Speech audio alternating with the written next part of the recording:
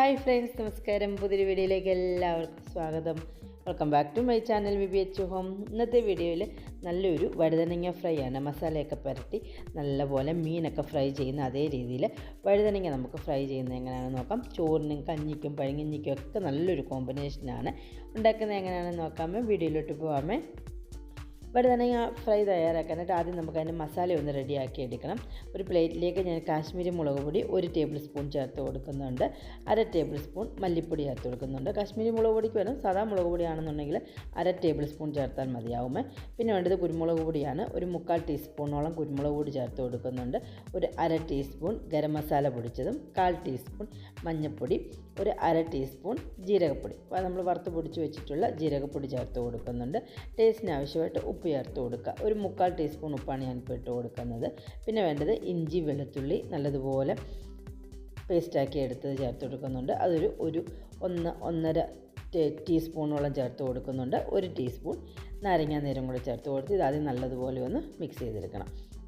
പൊടികളെല്ലാം ഇഞ്ചി വെളുത്തുള്ളിയെല്ലാം നല്ലതുപോലെ ഒന്ന് മിക്സ് ചെയ്തതിന് ശേഷം കുറച്ച് വെള്ളം ഒഴിച്ചേക്കും. ഒത്തിരി ഒന്നും വെള്ളം വേണ്ട. ഒരു 1/4 കപ്പിലും താഴെ കുറച്ച് വെള്ളം മതിയാവും. ഇതുപോലെ നല്ലതുപോലെ മിക്സ് ചെയ്ത് ഇതുപോലെ ഒരു പേസ്റ്റാക്കി എടുക്കണം. ഒത്തിരി വെള്ളമായി പോവുകയും ചെയ്യരുത് കേട്ടോ. അപ്പോൾ നമ്മുടെ ഈ പേസ്റ്റ് വഴുതനങ്ങയിലൊക്കെ തേച്ച് കൊടുക്കുമ്പോൾ അങ്ങ് ഒലിച്ചു പോകും. അപ്പോൾ ഈ ഒരു പരുവത്തിൽ നല്ലതുപോലെ ഒരു പേസ്റ്റാക്കി എടുത്ത് മാറ്റി വെച്ചിട്ടുണ്ട്. 2 വഴുതനങ്ങയാണ് ഞാൻ എടുത്തിട്ടുള്ളത്. വഴുതനങ്ങ നല്ലതുപോലെ കഴുകി വൃത്തിയാക്കി എടുത്ത് വെച്ചിട്ടുള്ളതാണ്. ഇതിന് നമുക്ക് ഫ്രൈ ചെയ്യാൻ ആവശ്യമായ സൈസിൽ ഷേപ്പിൽ കട്ട് ചെയ്തെടുക്കണം. ഞാനിപ്പോൾ ഇച്ചിരി വണ്ണം വേണം. ഒരു ചെറിയ ഇപ്പോൾ കാണിക്കുന്ന രീതി ഒരു തിക്നെസ്സിൽ ഇതുപോലെ റൗണ്ട് ഷേപ്പിലാണ് ഞാൻ കട്ട് ചെയ്തെടുക്കുന്നത്.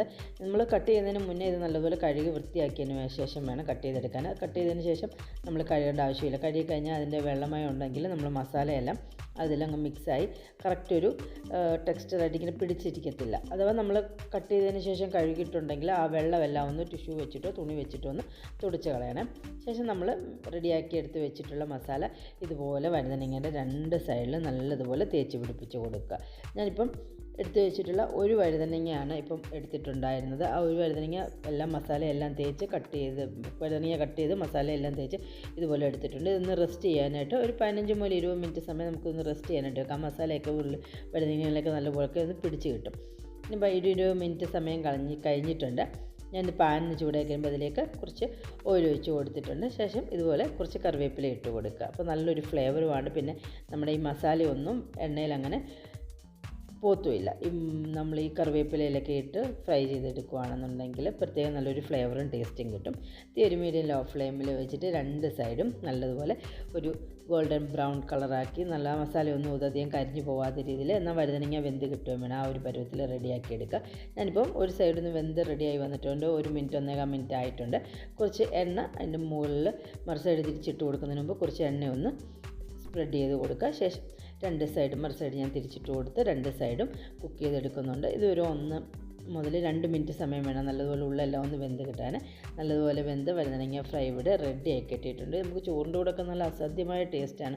നമുക്ക് മീൻ ഫ്രൈ ഇല്ലെങ്കിലൊക്കെ അതിൻ്റെ ഒരു കോമ്പിനേഷനായിട്ട് നമുക്കിത് ഉപയോഗിക്കാം. എല്ലാവരും ഉണ്ടാക്കി നോക്കി അഭിപ്രായങ്ങളും നിർദ്ദേശങ്ങളും കമൻറ്റ് ചെയ്യുക. പുതിയ നല്ല നല്ല വീഡിയോ ആയിട്ട് കാണുന്നതിന് വരെ bye guys. Thank you for watching my video.